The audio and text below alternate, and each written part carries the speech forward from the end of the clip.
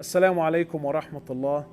My brothers and sisters, we've reached that time of the year where I'm sure most of us have been invited to one party or another. Now, in short, I'm not going to waste your time.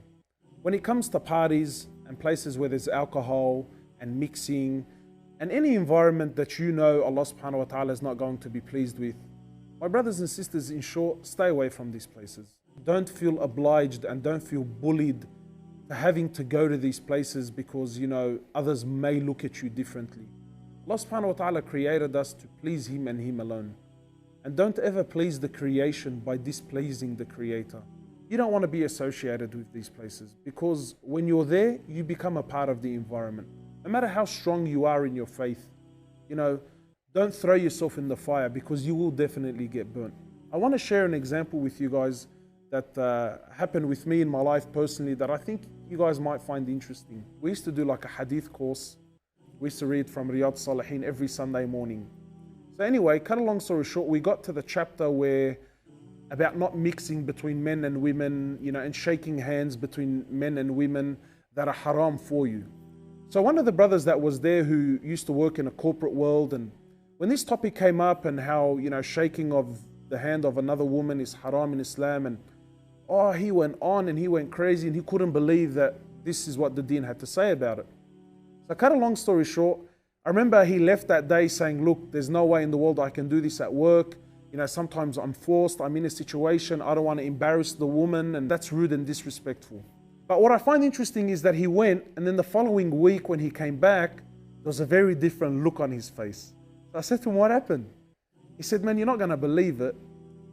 The Tuesday, he said, we had like a corporate meeting at work where all of the managers in the nation came for this meeting.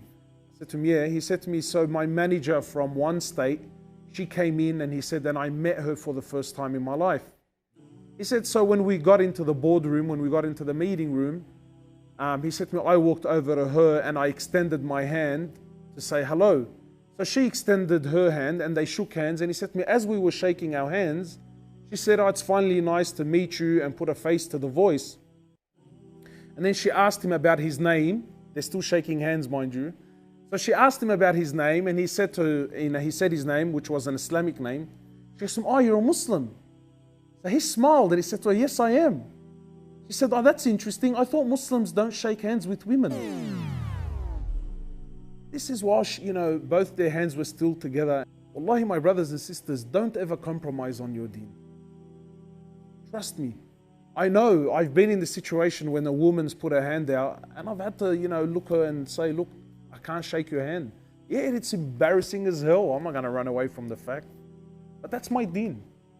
And I know that moment, while it was embarrassing for her, I'm sure it made Allah subhanahu wa ta'ala happy because I stood firm. So once again, don't be forced, don't be bullied into thinking that you have to go to these places because people may think less of you.